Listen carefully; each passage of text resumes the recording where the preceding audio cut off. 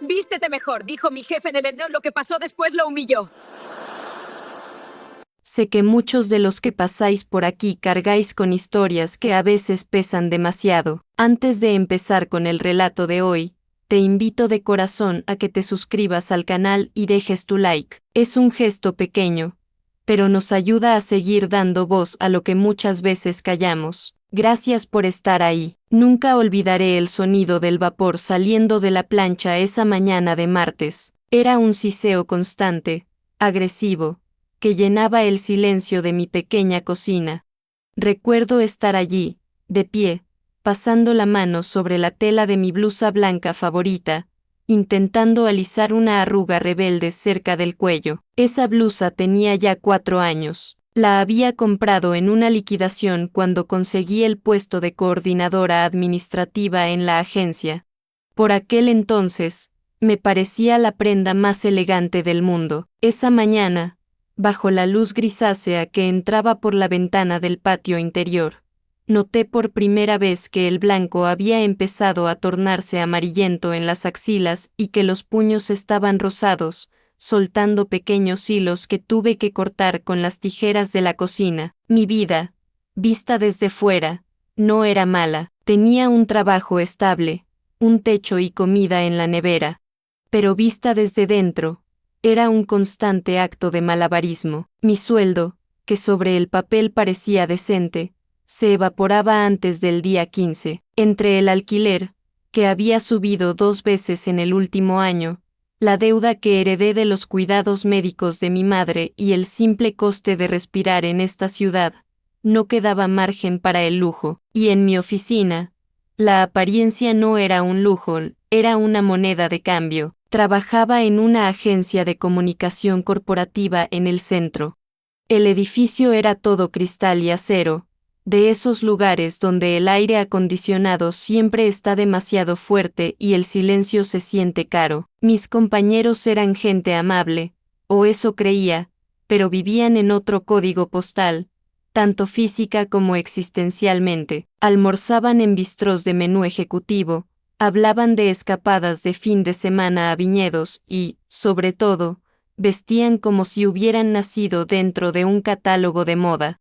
Yo llevaba mi tupper con sobras del día anterior y comía rápido en la sala de descanso, revisando correos para justificar mi aislamiento. Adrián, mi jefe directo, era el epítome de ese mundo, un hombre de unos 40 y tantos, siempre bronceado, siempre oliendo a una mezcla de cítricos y madera que, estoy segura, costaba más que mi compra mensual del supermercado. No era un hombre que gritara, jamás levantaba la voz. Su crueldad era mucho más sofisticada, era una crueldad de sonrisas a medias, de silencios prolongados y de miradas que te escaneaban de arriba a abajo haciéndote sentir que tenías una mancha de salsa en la cara, aunque estuvieras impoluta. Ese martes, la tensión en la oficina era palpable. Se acercaba la gala anual de primavera, un evento absurdo y pomposo donde la agencia invitaba a sus clientes más importantes para celebrar contratos y fingir camaradería. Para ellos era una fiesta, para mí, significaba horas extra de organización, coordinar catering, listas de invitados y asegurar que las copas de champán nunca estuvieran vacías. Yo estaba en mi escritorio, intentando cuadrar un presupuesto de flores que no tenía sentido, cuando sentí la presencia de Adrián detrás de mí. No hizo falta que hablara. Su sombra cayó sobre mis papeles y el olor de su perfume invadió mi espacio personal. Me tensé, siempre me tensaba. Elena, dijo, con esa voz suave y modulada. ¿Tienes un minuto? Me giré en la silla giratoria, forzando una sonrisa profesional. Claro. Adrián, dime. Él no me miró a los ojos de inmediato. Su vista recorrió mi escritorio, ordenado milimétricamente, y luego subió hacia mí, pero no se detuvo en mi cara. Sus ojos bajaron a mi blusa, esa misma que había planchado con tanto esmero horas antes. Se detuvieron en el cuello, donde la tela estaba un poco más fina por el uso. Luego bajaron a mis pantalones negros, unos básicos que había teñido 2 veces para recuperar el color. El silencio duró 3 segundos, pero se sintió como 3 horas. Sentí como el calor subía por mi cuello. Mis manos, instintivamente, buscaron esconderse bajo la mesa, como si mis uñas cortas y sin manicura fueran una ofensa. «Sabes que la gala es este viernes, ¿verdad?», preguntó, finalmente mirándome a los ojos. Tenía una expresión que oscilaba entre la lástima y el fastidio. «Sí, por supuesto, tengo confirmados al 90% de los invitados y el catering llega a las...». «No me refiero a la logística, Elena», me interrumpió, levantando una mano para que callara. Su voz bajó un tono, volviéndose conspirativa, como si me estuviera haciendo un favor. «Me refiero a la imagen». El corazón me dio un vuelco. Sabía lo que venía, pero no quería escucharlo. «Vas a estar en la recepción recibiendo a los clientes de la cuenta Gold. Gente muy importante. Gente que juzga el libro por la portada, si me entiendes». Asentí, incapaz de emitir sonido. La garganta se me había cerrado. Adrián se inclinó un poco más, apoyando una mano en el respaldo de mi silla. Para cualquiera que mirara desde lejos, parecía una charla amena entre jefe y empleada. «Mira, eres muy eficiente, nadie lo niega, pero para este evento, necesito que te esfuerces un poco más». Hizo una pausa, volviendo a mirar mi ropa, esta vez con una mueca apenas perceptible en la comisura de los labios. «Vístete mejor, Elena, no vengas como vienes a la oficina. Esa ropa», hizo un gesto vago con la mano, señalando mi torso, «se ve cansada, y eso hace que la empresa se vea cansada. Cómprate algo acorde al nivel de la gente que vas a recibir. Tómalo como una inversión en tu carrera». Se enderezó, se ajustó los gemelos de su camisa impecable y me dedicó una última sonrisa gélida. «Confío en tu criterio, sorpréndeme», y se fue. Simplemente se dio la vuelta y caminó hacia su despacho de cristal, saludando a un compañero por el camino como si no acabara de demoler mi autoestima con 5 frases. Me quedé allí, paralizada. El zumbido de la oficina, los teléfonos sonando, las risas lejanas en la cafetera, todo se volvió un ruido blanco y sordo. «Vístete mejor». Las palabras retumbaban en mi cabeza. «Esa ropa se ve cansada». Bajé la mirada hacia mi blusa. De repente, ya no veía la prenda que me había acompañado fielmente a tantas reuniones. Solo veía los hilos sueltos, el tejido desgastado, la baratura de los botones de plástico. Me sentí sucia, me sentí pequeña, me sentí pobre. Lo peor no fue el comentario en sí. Lo peor fue la asunción de que yo elegía vestirme así por falta de gusto o dejadez. Adrián no tenía ni idea de las veces que había tenido que elegir entre comprar unos zapatos nuevos o pagar la factura de la luz. No sabía que mi ropa cansada era lo mejor que tenía, cuidada con un mimo obsesivo para que durara un mes más, una temporada más. Me levanté temblando y fui al baño. Me encerré en el último cubículo, bajé la tapa del inodoro y me senté, abrazándome a mí misma para controlar el temblor. No lloré. Hace mucho tiempo aprendí que llorar en la oficina te marca como débil, y yo no podía permitirme ser débil. Pero la humillación es algo físico, es un ardor en el estómago, un sabor metálico en la boca. Me miré en el espejo del lavabo antes de salir. Me lavé las manos con fuerza, frotando hasta que la piel se puso roja. «Vístete mejor», pensé, mirando mi reflejo pálido bajo las luces fluorescentes. «Muy bien, Adrián, ¿quieres que me vista mejor? ¿Quieres una representación digna?». Esa tarde salí del trabajo con una sensación extraña en el pecho. No era tristeza, ya no, era algo más frío, más duro. Caminé por la avenida principal, pasando por delante de los escaparates de las tiendas que mis compañeras frecuentaban, vestidos de seda, trajes de corte italiano, zapatos que costaban lo mismo que mi alquiler. Me detuve frente a una boutique de lujo. En el maniquí había un vestido azul noche, sobrio, elegante, con una caída perfecta. No tenía precio a la vista, lo cual significaba que no podía pagarlo. Pero me quedé allí, mirando mi propio reflejo superpuesto sobre el cristal, mezclándose con aquel vestido inalcanzable. Recordé la sonrisa de Adrián, su condescendencia. Sorpréndeme, había dicho. Revisé mi cuenta bancaria en el móvil. Los números eran rojos, o casi. Si gastaba dinero en ropa, no comería bien el resto del mes. Era una irresponsabilidad, era una locura, pero entonces, algo dentro de mí hizo clic. No fue un acto de rebeldía explosiva.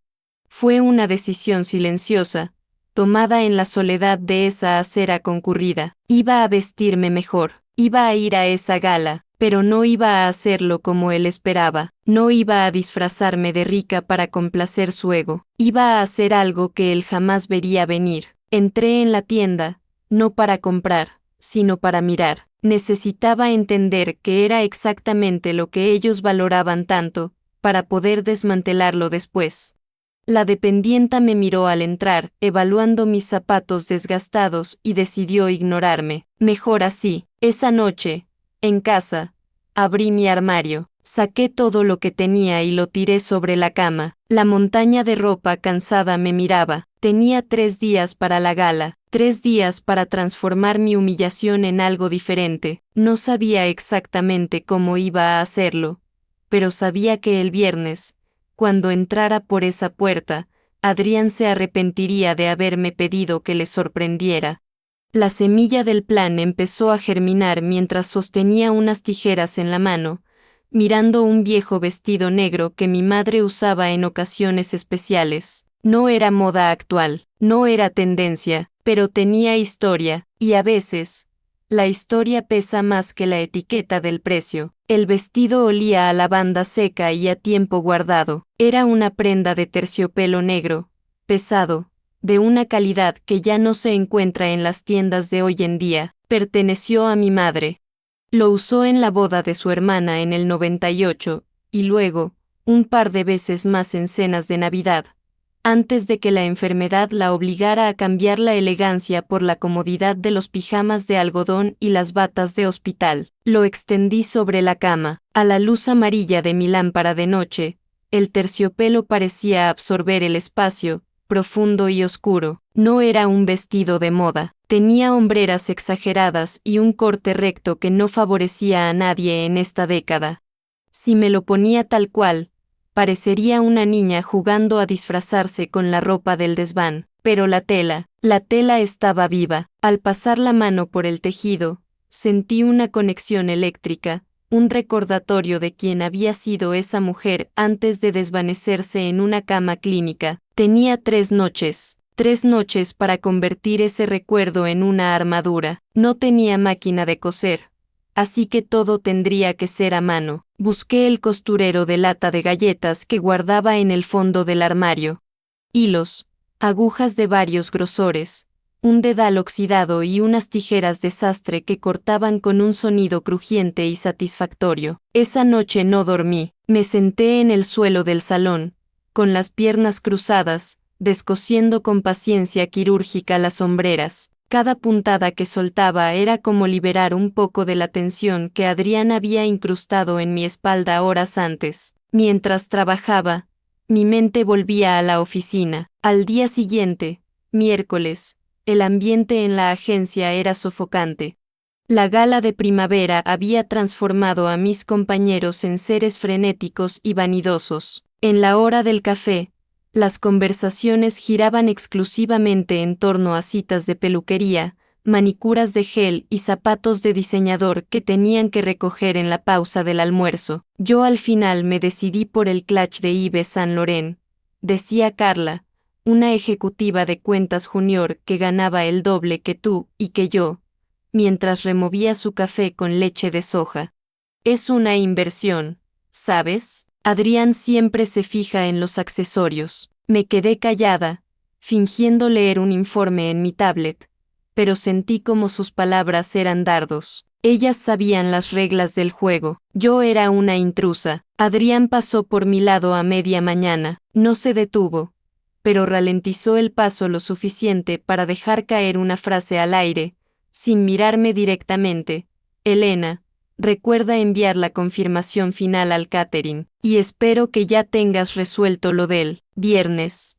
Lo del viernes flotó en el aire, pesado y tóxico. Asentí sin levantar la vista, todo bajo control, Adrián. Cuando se alejó, Carla se acercó a mi mesa. Era una chica que se creía amable, de esas que confunden la lástima con la bondad. Se apoyó en mi escritorio y bajó la voz, poniendo una cara de circunstancias. Oye, escuché, bueno, se notaba que Adrián estaba un poco intenso ayer contigo. Me tensé, el chisme corría rápido en esa oficina de cristal.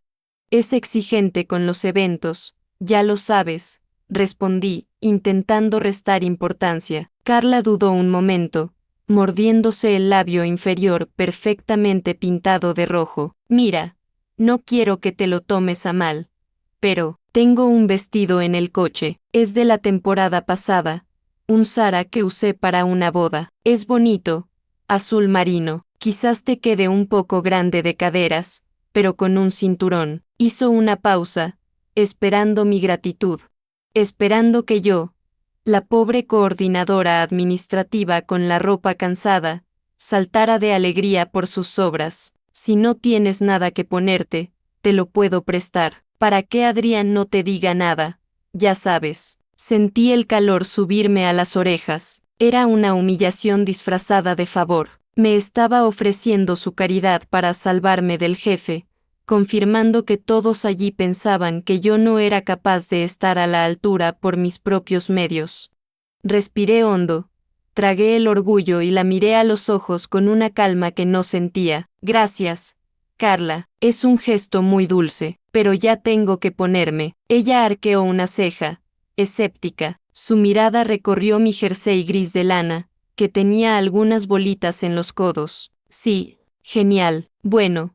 Solo quería ayudar. Se fue, claramente ofendida porque yo no había aceptado su rescate. Esa noche volví a casa con más rabia que la noche anterior. La rabia es un combustible excelente cuando estás cansada. Me senté de nuevo con el vestido de mi madre. Ya le había quitado las sombreras y había desarmado el cuerpo. Ahora tocaba la parte difícil, entallarlo. Mi madre no era costurera profesional, pero me enseñó que la ropa debe seguir la línea del cuerpo, no esconderla ni forzarla. Me puse el vestido del revés, frente al espejo de cuerpo entero del pasillo. Me quedaba enorme en la cintura. Con alfileres en la boca, fui marcando la tela, pellizcando aquí y allá, esculpiendo la forma sobre mi propia piel. Me pinché los dedos varias veces, pequeñas gotas de sangre que me limpiaba rápido para no manchar el terciopelo. Era un trabajo solitario y silencioso. Afuera, la ciudad seguía su ritmo frenético, pero en mi pequeño apartamento solo se escuchaba mi respiración y el roce de la aguja atravesando la tela densa. No estaba haciendo un vestido de princesa. No le puse lentejuelas, ni encajes baratos para que pareciera nuevo. Decidí mantener la sobriedad austera del diseño original, pero adaptándolo a mi silueta como un guante. Iba a ser un vestido severo, un vestido que no pedía perdón. El jueves por la noche, la víspera de la gala, hice la última prueba. Me miré al espejo y, por un segundo, no me reconocí. El vestido negro caía hasta los tobillos con una elegancia líquida. Al haber ajustado la cintura y estrechado las mangas, la prenda había perdido ese aire de ropa vieja y había ganado una atemporalidad inquietante. El escote era cerrado, alto, casi monacal, pero la espalda, había decidido abrir la espalda en una quinta profunda, aprovechando la tela que me sobraba. Era arriesgado, era sensual de una manera oscura, nada que ver con los vestidos cortos y brillantes que llevarían mis compañeras. Pero faltaba algo. Me miré los pies. Mis zapatos negros de trabajo estaban gastados y la punta estaba pelada. No tenía dinero para unos nuevos. No había magia que pudiera arreglarlos. Entonces recordé la caja de zapatos que estaba debajo de la cama de mi madre, la que nunca me atreví a tirar. Fui a mi trastero, moví un par de cajas polvorientas y la encontré. Dentro estaban sus stiletos de charol negro, clásicos, de tacón fino y punta afilada. Mi madre tenía el pie un poco más pequeño que yo, media talla menos. Me los probé. Entraron, pero apretaban, dolían, mis dedos quedaron comprimidos, y al ponerme de pie sentí como el zapato mordía mi talón. Caminé un poco por la habitación. El dolor era agudo, punzante. El dolor es disciplina, solía decir mi madre cuando me peinaba apretándome las trenzas. Podía aguantarlo, tenía que aguantarlo. Esos zapatos cambiaban mi postura, me obligaban a caminar erguida, con la barbilla alta, tensando las pantorrillas. Me quité el vestido con cuidado y lo colgué en la puerta del armario, en alto, para que no tocara el suelo. Mañana era el día. Me acosté mirando el vestido en la penumbra. Parecía una sombra esperando su turno. Tenía miedo, un miedo atroz. ¿Y si hacía el ridículo? ¿Y si Adrián se reía en mi cara y me mandaba a casa? ¿Y si Carla tenía razón y yo solo era la chica pobre jugando a ser elegante con ropa de difunta? Mi móvil vibró en la mesita de noche, un correo de trabajo de última hora. Asunto, recordatorio protocolo gala. Lo abrí, era un correo masivo de Adrián para todo el equipo. Equipo. Recordad que la imagen es fundamental mañana. Representamos la excelencia. Nada de medias tintas. Quiero brillar. Apagué el móvil y cerré los ojos. Nada de medias tintas. Susurré en la oscuridad. No, Adrián, no habrá medias tintas. Mañana verás exactamente de qué estoy hecha, pero no sé si te va a gustar. El dolor empezó en el momento en que cerré la puerta de mi apartamento. No fue un dolor progresivo, fue inmediato, una mordedura constante en los talones y una presión en los dedos que me recordaba, a cada paso, que estaba caminando sobre una mentira, o quizás, sobre una verdad demasiado dura. Bajé las escaleras del edificio despacio, aferrándome a la barandilla, sintiendo como el terciopelo negro rozaba mis pantorrillas con un peso reconfortante. No tomé un taxi, no podía permitírmelo. Caminé hasta la parada del autobús con la barbilla alta, ignorando las miradas de los vecinos que paseaban a sus perros en chándal. Me sentía una extraña en mi propio barrio, una figura recortada de otra época y pegada con mal pegamento en una acera sucia de viernes por la tarde. En el autobús, una mujer mayor no dejó de mirarme, no con juicio, sino con curiosidad, como si intentara recordar de dónde me conocía, o de qué película antigua me había escapado. Llegué al lugar del evento 40 minutos antes de la hora oficial. El edificio era un antiguo palacio reformado, ahora alquilado para eventos corporativos de alto standing. Entré por la puerta de servicio, como correspondía al personal, pero el guardia de seguridad me detuvo. Señorita, la entrada de invitados es por la principal, dijo, bajando la vista a su lista. Trabajo aquí. Soy de la agencia, respondí, mostrando mi identificación de plástico barato, que chocaba horriblemente contra la tela noble de mi vestido. El hombre me miró la foto de la credencial, donde salgo con una camisa de algodón gris y cara de cansancio, y volvió a mirarme a mí. Vaya cambio, murmuró, y me dejó pasar. Fui al baño del personal para retocarme. Me había recogido el pelo en un moño bajo, tirante, severo. No llevaba joyas, porque no tenía ninguna que mereciera la pena ser mostrada bajo esas lámparas de araña. Mi cuello estaba desnudo, mis muñecas, desnudas. Solo llevaba un elemento de color que rompía la sobriedad del luto, un pintalabios rojo oscuro, mate, que había comprado en la farmacia de camino gastándome los últimos euros que tenía sueltos en el monedero. Me perfilé los labios con precisión militar, sin dejar margen al error. Al mirarme en el espejo del baño, bajo esa luz fría, la mujer que me devolvía la mirada no era la Elena que comía sobras en un tupper escondida en la sala de descanso. Era una mujer severa, pálida y extrañamente imponente. El vestido de mi madre, con su terciopelo denso y oscuro, absorbía la luz a mi alrededor. No brillaba como las telas sintéticas baratas. Tenía una profundidad mate, casi abismal. Y los zapatos, Los zapatos eran una tortura exquisita. Cada paso era un recordatorio agudo: mantente erguida, no te tambalees. El dolor me obligaba a caminar despacio con una cadencia deliberada que, irónicamente, parecía el colmo de la seguridad. Salí del baño y me dirigí al gran salón. El murmullo de las conversaciones y el tintineo de las copas llegaba hasta el pasillo como el zumbido de una colmena. Me detuve un segundo en el umbral, respirando hondo.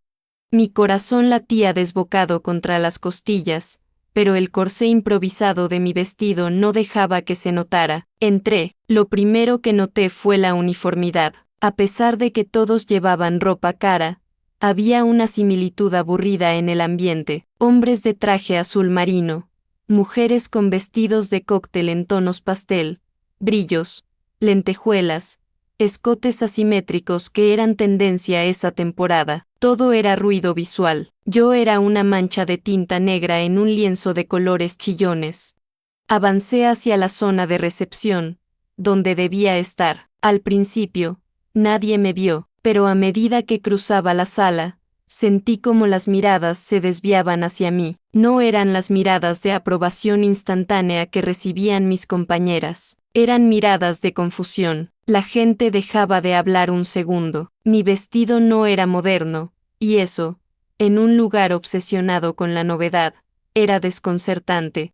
Parecía sacada de una película de los años 40 o de un cuadro antiguo que alguien había olvidado descolgar. Vi a Carla cerca de la barra, riendo con una copa de champán en la mano. Llevaba el vestido de lentejuelas doradas del que había estado hablando toda la semana. Cuando me vio, su risa se cortó en seco. Sus ojos recorrieron mi figura de arriba a abajo, buscando la etiqueta, buscando el fallo. «¿Elena?», preguntó cuando llegué a su altura. Su voz sonó más aguda de lo normal. «Hola, Carla», respondí. Mi voz salió tranquila, quizás porque el dolor de los pies no me permitía gastar energía en nerviosismo. «Pero», balbuceó, mirando el terciopelo, «¿de dónde has sacado eso? Pensé que te pondrías, bueno, algo más normal». Normal, esa era la palabra. Ella esperaba que intentara encajar y fracasara. No esperaba que decidiera no jugar a su juego. «Es vintage», dije simplemente. No mentí, era antiguo, dijo ella, frunciendo el ceño, incapaz de decidir si era algo muy caro o muy ridículo. La duda en sus ojos fue mi primera victoria, pero la verdadera prueba no era Carla, era Adrián. Lo localicé al otro lado del salón, cerca de los ventanales que daban al jardín. Estaba hablando con el señor Valdés, el CEO de una de las cuentas más importantes de la agencia, un hombre mayor, de unos 60 años, conocido por su carácter difícil y su gusto por lo tradicional.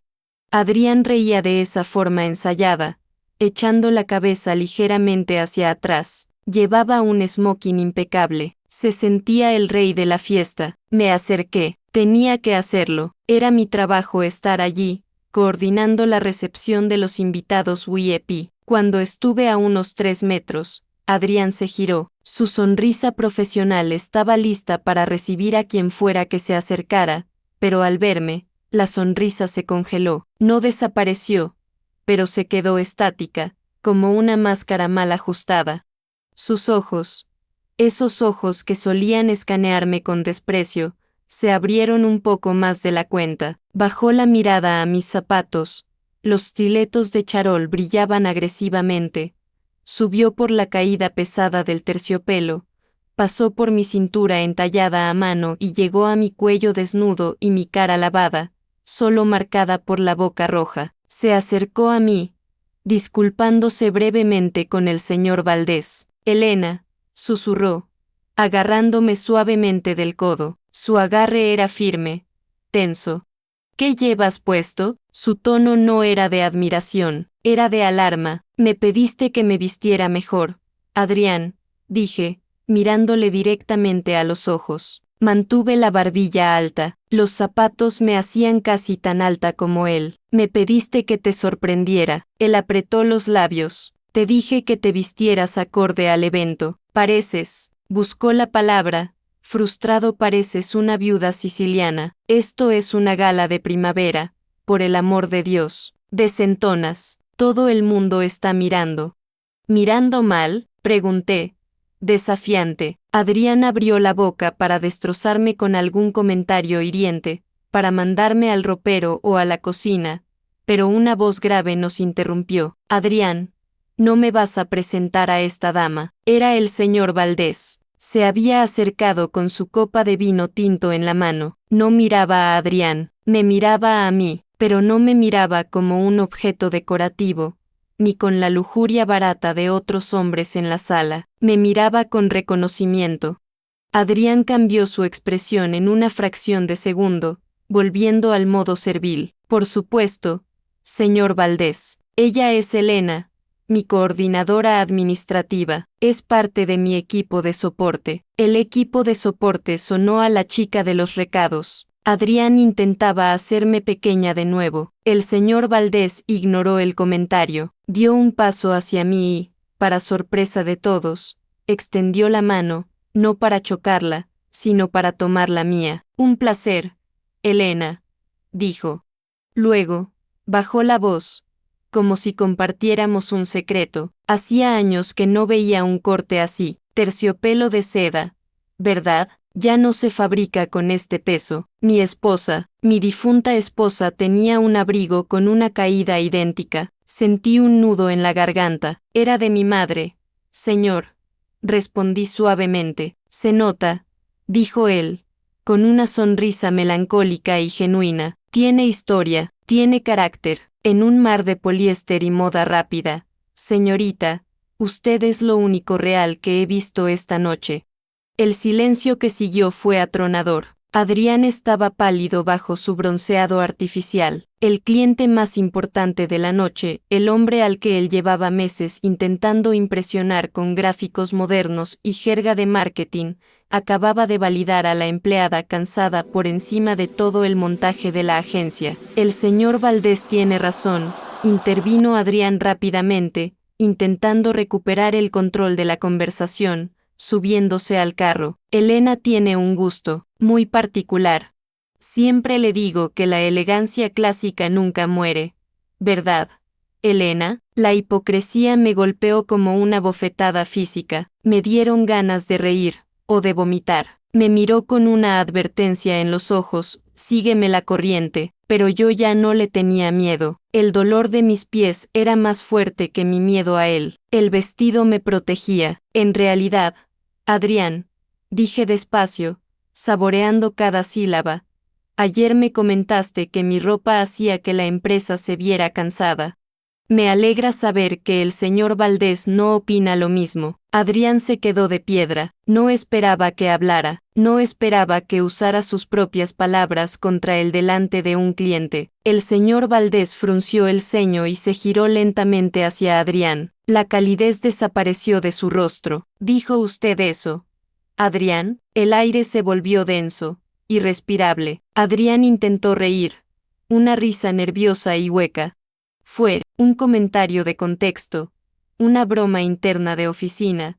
Ya sabe cómo es el estrés pre-evento. No me parece una broma muy graciosa, cortó el señor Valdés, con un tono gélido. La distinción no se compra en una boutique, hijo. Se tiene o no se tiene, y parece que usted tiene un problema de visión grave si no sabe valorar a su propio equipo. Adrián abrió la boca, pero no salió nada. Estaba siendo humillado, no con gritos, no con escándalos, sino con la verdad tranquila dicha en voz baja en medio de una fiesta de lujo. El señor Valdés se volvió hacia mí, ofreciéndome su brazo. Elena, ¿me acompañaría a la terraza? El aire aquí dentro está un poco viciado y me gustaría que me contara más sobre la historia de ese vestido. Miré a Adrián, estaba rojo de ira contenida, sus puños apretados a los costados. Me estaba fulminando con la mirada, prometiéndome un infierno el lunes por la mañana, pero en ese momento, él no era nadie. Acepté el brazo del señor Valdés. Será un placer, dije. Nos alejamos, dejando a mi jefe plantado en medio de su propia fiesta, solo, con su traje caro y su perfume excesivo. Mientras caminábamos hacia la terraza, sentí que los zapatos me mordían la carne hasta el hueso. Cada paso era una agonía, pero no cojeé, ni una sola vez. Sin embargo, la noche no había terminado. Y lo que Adrián haría después de que el señor Valdés se marchara, cuando las luces bajaran y el alcohol subiera, era algo para lo que ni siquiera mi vestido de armadura me había preparado. La humillación silenciosa tiene un precio, y a veces, el rebote es violento. El señor Valdés se marchó a las 10:30. Se despidió de mí con un apretón de manos cálido y me dejó su tarjeta personal, diciéndome que si alguna vez necesitaba referencias, no dudara en llamarlo.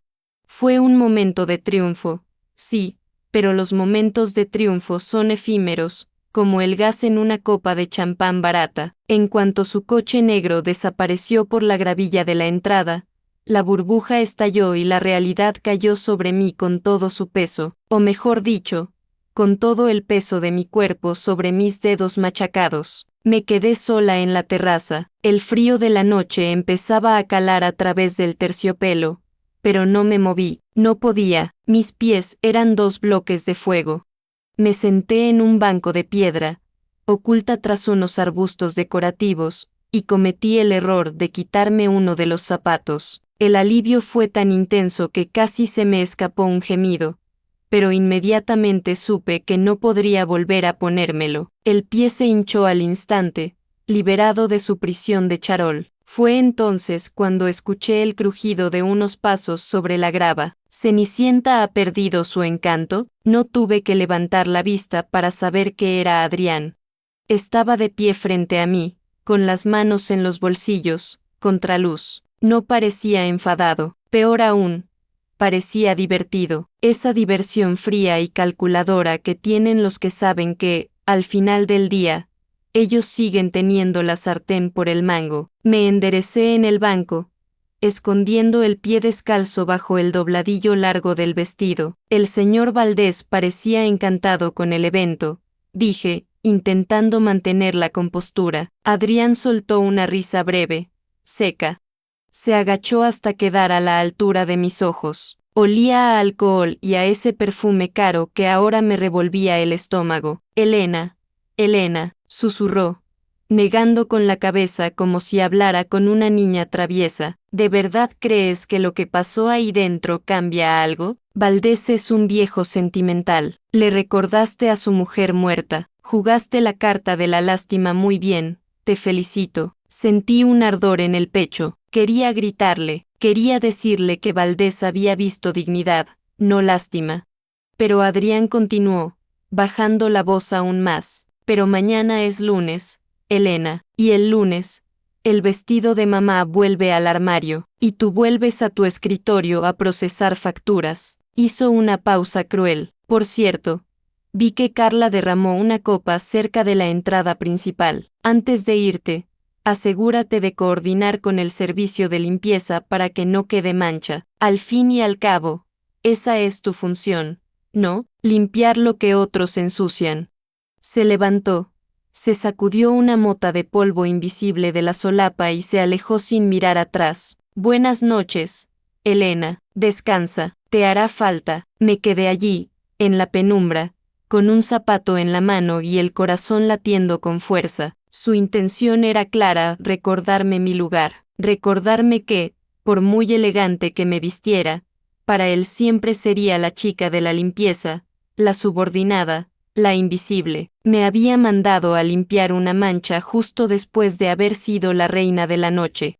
Me puse el zapato, grité por dentro del dolor, las lágrimas se agolparon en mis ojos, pero me lo puse. Me levanté y caminé hacia la entrada. No busqué al servicio de limpieza. Pasé de largo la mancha de vino en la alfombra, crucé el vestíbulo con la cabeza alta, salí por la puerta principal y no paré hasta llegar a la parada del autobús nocturno. En el autobús, rodeada de gente que volvía de turnos de noche, con rostros cansados y ropa de trabajo, me sentí extrañamente en casa. Me quité los zapatos y los guardé en el bolso. Nadie me miró mal. Allí, El cansancio era un idioma compartido. Acaricié la tela del vestido de mi madre. Ya no era un disfraz. Ahora entendía que la elegancia no era lo que Adrián pensaba. La elegancia no es impresionar a los demás. Es no dejar que los demás te definan. El lunes siguiente volví a la oficina. Llevaba mi pantalón negro teñido y mi blusa blanca, la de los puños desgastados. Cuando entré, hubo un silencio incómodo. Carla me miró y desvió la vista rápidamente. Adrián pasó por mi lado y ni siquiera me saludó. Volví a ser invisible para ellos. Pero algo había cambiado. Ya no me sentía pequeña. Cuando Adrián me dejaba un montón de papeles en la mesa sin decir por favor, yo no me encogía. Lo miraba a la nuca mientras se alejaba y sentía una calma absoluta. Sabía algo que él no sabía. Su poder sobre mí era una ilusión que yo había permitido, y esa ilusión se había roto en 1000 pedazos la noche del viernes. No hubo un final de película, no me ascendieron, ni el señor Valdés vino a rescatarme en un caballo blanco para ofrecerme ser socia de su empresa. La vida real es más lenta y silenciosa. Aguanté 2 meses más en esa agencia, 2 meses en los que ahorré cada céntimo, comiendo arroz y evitando gastos, pero ya no con angustia, sino con un objetivo. Una tarde de martes, dejé mi carta de renuncia sobre el escritorio de cristal de Adrián. Él la leyó, arqueó una ceja y me dijo, ¿te vas, sin tener otro trabajo? ¿Sabes cómo está el mercado, Elena? No seas ingenua. Le sonreí. Fue la primera vez que le sonreí de verdad, sin forzar la mueca. Prefiero la incertidumbre a la falta de respeto, Adrián. Recogí mi caja con mis pocas cosas y salí de aquel edificio de aire acondicionado y almas congeladas. El vestido de terciopelo sigue en mi armario. No lo he vuelto a usar.